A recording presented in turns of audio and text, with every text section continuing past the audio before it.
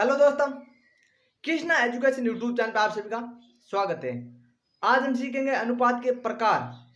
तो हमारे चैनल को लाइक, सब्सक्राइब और शेयर जरूर कीजिए।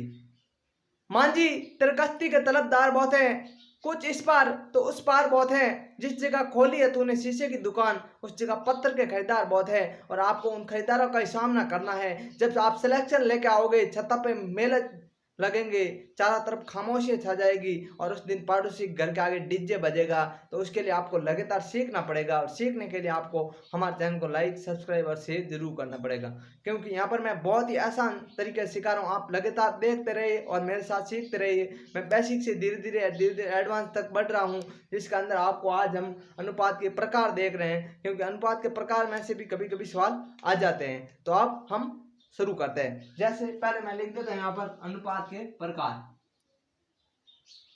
अनुपात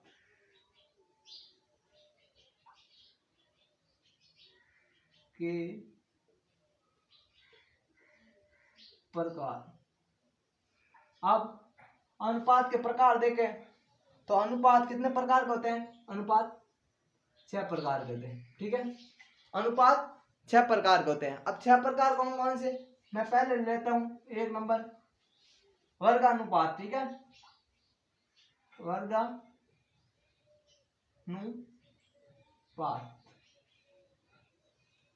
अब वर्गानुपात कैसे होता है? जैसे कोई सवाल आ जाए कि 2 और 3 का वर्गानुपात याद करो। वर्गानुपात याद करो। तो अब आप यदि इसको जानते हो वर्गानुपात क्या होता है तो आप कर दोगे, नहीं तो नहीं कर पाओगे। अब 2 और 3 का वर्गानुपात क्या होता है? यानी कि 2 और 3 का वर्ग। 2 और 3 का वर्ग कितना होगा? 2 दूना 4, अनुपात 3 तिया 9। यानी कि 2 और 3 का वर्ग अनुपात कितना है? 4:9। ठीक है, अब इसमें कितना भी दे दे आपको, जैसे 5:9 का वर्ग अनुपात पूछ ले तो आपको 5 का वर्ग कितना होता है? 25:9 यानी कि 25:9 होगा। तो आप इस तरह आप वर्ग अनुपात कोई भी हो आराम से कर सकते हो। इसी तरह 2 नंबर होता है। नंबर 1 हो गया वर्ग अनुपात और 2 नंबर होता है वर्ग मूलानुपात। ठीक है, वर्ग मूलानुपात।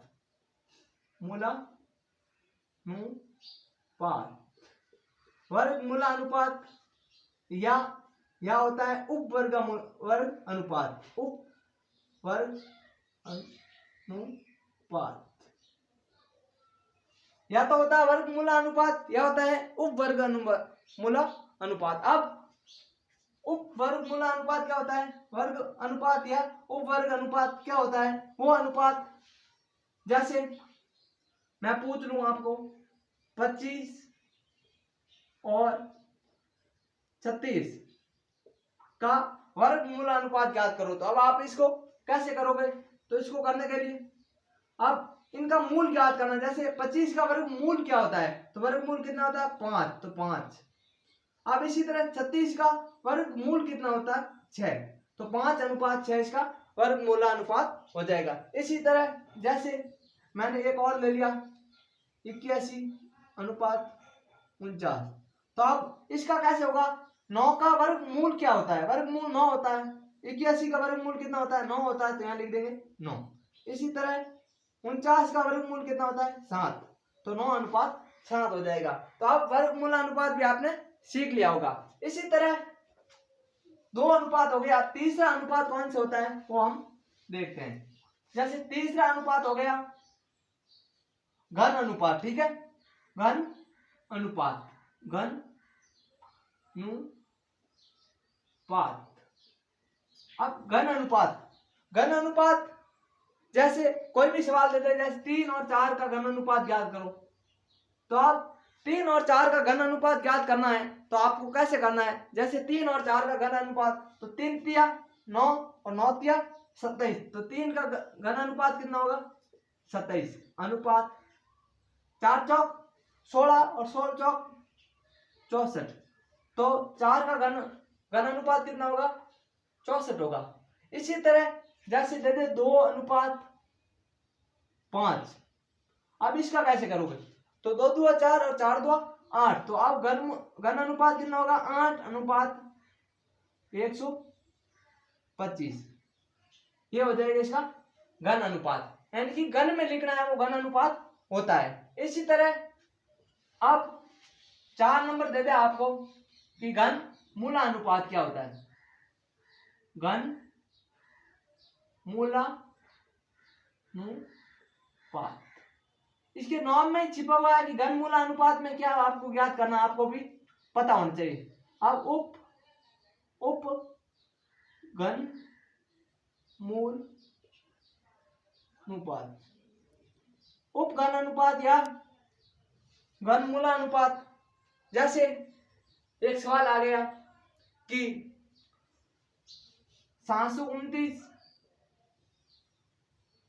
अनुपात 1331 का घन मूलानुपात ज्ञात करो, तो अब आप इसको कैसे करोगे, तो इनका घनमूल ज्ञात करना है। जैसे 729 का घनमूल कितना होता है 9, तो 9 अनुपात 1331 का 11, तो इसका होगा 9 अनुपात 11, तो घनमूल अनुपात ऐसे जैसे हम 9 अनुपात 11 हो गए। अब जैसे एक हो गया 64 अनुपात 125, तो इनका आप घनमूल ज्ञात करना है। जैसे 64 का कितना हो जाएगा 4 और 125 का कितना हो जाएगा 5, तो 4 अनुपात 5 है 64 और 125 का घनमूल अनुपात या उप घनमूल अनुपात।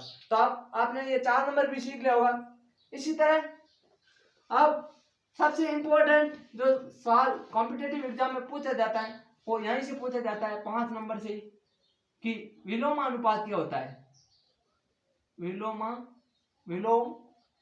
विलोमानुपात, ठीक है, विलोमानुपात क्या होता है ये ध्यान रखना। विलोमानुपात अब विलोमानुपात बहुत ही इंपॉर्टेंट है।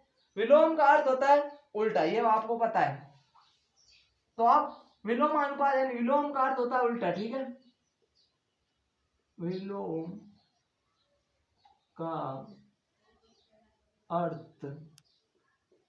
का अर्थ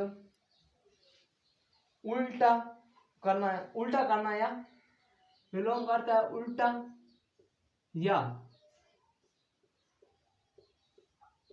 बट्टा में लिखना, ये होता है विलोम अनुपात, ठीक है, ये आप लिख लेना, ये बहुत ही इंपॉर्टेंट है। क्योंकि विलोम अनुपात क्या होता है, या तो उसको उल्टा लिखना या फिर बट्टा में लिखना। जैसे मैंने एक सवाल दे दिया 1/5 का विलोमानुपात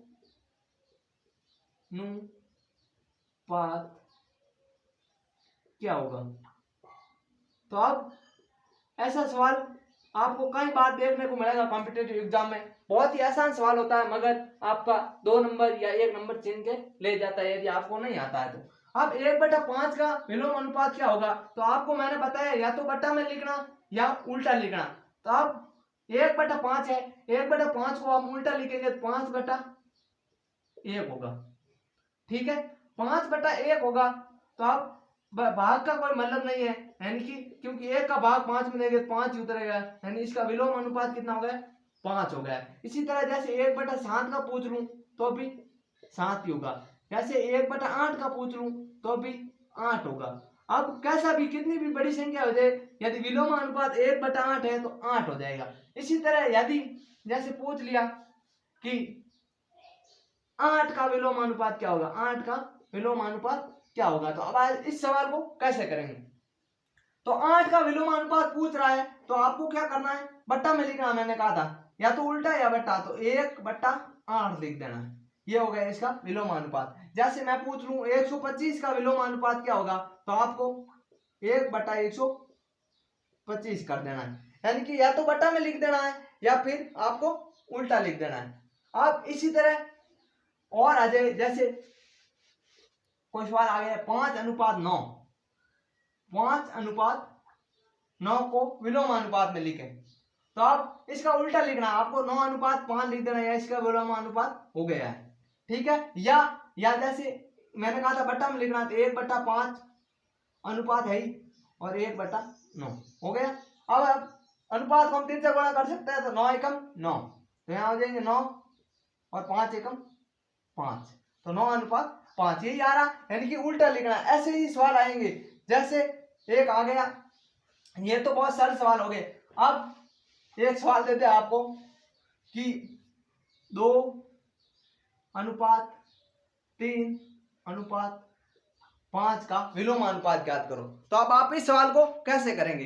तो इस सवाल को बहुत ही आसान तरीका है कि आपको करना कैसे है। तो अब इसको कैसे करना, देखो 2:3:5 को विलोम अनुपात लिखना है, तो अब आप इसको तो उल्टा लिख नहीं सकते, क्योंकि 3 अनुपात दे दिया। अब 3 का उल्टा किसका लिखे, तो इसको ऐसे करना है, बट्टा में लिखना है इस सवाल को। 1/2 लिख दिया, अनुपात 1/3 अनुपात 1/5 लिख दिया। अब आपको पता है कि मैंने पहले या दूसरे या तीसरे वीडियो में, तीसरी वीडियो मेरे हिसाब से इस सवाल को कराया है, जिसके अंदर मैंने बताया था कि इसको कैसे करना है। या तो आपको तीनों का एलसीएम लेना है, या फिर एक जिस संख्या का निकाले उसको छोड़ के दूसरी का गुणा कर लेना। जैसे अब 1/2, 1/3 और 1/5 है, तो आपको 2 पे हाथ दे देना है और नीचे वाला गुणा करना है। तो 5 दिया 15, तो यहाँ लिख देंगे 15, ठीक है। अनुपात अब 3 पे और 5 दुआ 10, नीचे वाले गुणा करना, 5 दुआ 10 हो गया। इसी तरह अब इसका निकालना, तो 3 दुआ 6, तो इसका ये विलोम अनुपात हो जाएगा 15, 10, 6। तो इस अनुसार आप विलोम अनुपात कैसा भी कर सकते हैं। अब अगला और भी इंपॉर्टेंट है, अगला है नेक्स्ट अनुपात है, जिसको कहते हैं मिश्र अनुपात, ठीक है। अब मिश्र अनुपात, ठीक है, मिश्र अनुपात या इसको कहते हैं यौगिक अनुपात, ठीक है। मिश्र अनुपात या यौगिक अनुपात, मिश्र अनुपात या यौगिक अनुपात कहते हैं। अब मिश्र अनुपात या यौगिक अनुपात क्या होता है? 2 या 2 से अधिक अनुपात, 2 या 2 से अनुपातों का गुणा करना ही मिश्र अनुपात है। जैसे मैं यहाँ लिख देता हूं, 2 या 2 से अधिक, 2 या 2 से अधिक, 2 से अधिक अनुपातों का गुणा, अधिक अनुपातों का गुणा, अनुपातों का गुणा, 2 या 2 से अधिक अनुपातों का गुणा होता है, वही मिश्र अनुपात होता है। मैंने आपको शॉर्ट में बता दिया इसका अर्थ, क्या 2 या 2 से अधिक अनुपातों का गुणा करना ही मिश्र अनुपात है। जैसे आपको दे दे कि 2:3, 2:3 तथा 2:3 तथा 4:5, 4:5 का मिश्र अनुपात ज्ञात करो, मिश्र अनुपात ज्ञात करो। तो अब इस सवाल को हम कैसे करेंगे? तो मैंने ऊपर आपको मिश्र अनुपात या यौगिक अनुपात का अर्थ बता दिया, तो अब आप इस सवाल को आराम से कर सकते हैं। पहला आपको अनुपात में आप बट्टा में लिख सकते हैं, लिखेंगे 2/3 लिख दिया। इसी तरह आगे अनुपात को हमने पता है गुणा में करना, तो गुणा 4/5 हो गया। अब मिश्र अनुपात ज्ञात करना था, आपको पता है 2 या 2 से अधिक अनुपातों का गुणा करना है मिश्र अनुपात, ये बता दिया। तो आप 4 दुआ 8, ऊपर का 8, नीचे का 5 दिया 15, तो अब या तो 8/15 या 8:15 हो जाएगा इसका आंसर। आप ऐसे भी कर सकते हैं, या ऊपर आपको ऐसे नहीं करके, जैसे 2 पहले वाले 2 और 4, तो पहले वाले का गुणा करना है, 2 × 4, ठीक है। और अनुपात का अनुपात है, ठीक है, और 3 और उस तरफ वाले भी 5, तो 3 × 5 आप ऐसे भी कर सकते हो। 4 दुआ 8 अनुपात 5 दिया 15, तो आप ऐसे भी कर सकते हो। मगर इसी तरह आपको 3 अनुपात में दे दे, जैसे दे दिया आपको एक सवाल है कि 2:3 तथा 2:3 व 4:5 तथा 3:2 का मिश्र अनुपात ज्ञात करो। मिश्र अनुपात ज्ञात करो। तो आप इस सवाल को आप कैसे करोगे? तो इसको करने के लिए मैंने बताया 2:3 तथा 4:5 तथा 3:2 का मिश्र अनुपात ज्ञात करना। तो मैंने अभी बताया था आपको कि इनका गुणा करना है। जैसे या तो आपको 2/3 गुणा 4/5 गुणा 3/2 लिख देना, या आप ऐसे भी कर सकते हो 2 गुणा, अब आगे वाले में 4 है तो 4 गुणा पहले वाली संख्या गुणा 3 अनुपात, आप उस तरफ वाले में 2 गुणा 3 है पहले तो 3 गुणा 5 गुणा 2। अब इस किसी भी तरफ से आप कर सकते हो।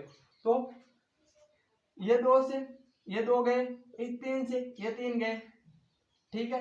अब 4:5 बचा, तो यहाँ बचेगा 4:5, क्योंकि 4/5 बचे तो यानी कि अनुपात लिख सकते हैं 4:5। या आप ऐसे इस तरफ करेंगे तो भी 2 से 2 कट जाएगा, 3 से 3 कट जाएगा और 4:5 ही बचेंगे। तो यहाँ भी 4:5 बचा। आपको जैसा अच्छा लगे उस तरीके से आप कर सकते हो। ये होता है मिश्र अनुपात या यौगिक अनुपात। मिश्र अनुपात या यौगिक अनुपात में 2 या 2 से अधिक संख्याओं का गुणा करना होता है। उसी तरह यदि विलोम अनुपात पूछ ले तो उल्टा होता है। ये 2 ही इंपॉर्टेंट है, मिश्र अनुपात और विलोम अनुपात। इनसे आपके ज्यादा सवाल पूछे जाते हैं। घनमूला या उन मूला अनुपात से बहुत कम वर्गमूल अनुपात से बहुत कम पूछे जाते हैं। तो अब आपको ये वीडियो कैसी लगी, ये क्लास, हमारे चैनल को लाइक सब्सक्राइब और शेयर जरूर कीजिए और कमेंट बॉक्स में जरूर बताइए कि आपको ये क्लास कैसी लग रही है, जिससे हम मोटिवेट होते रहे और आपके लिए लगातार क्लासें बनाते रहिए और शेयर जरूर कीजिए। थैंक यू दोस्तों।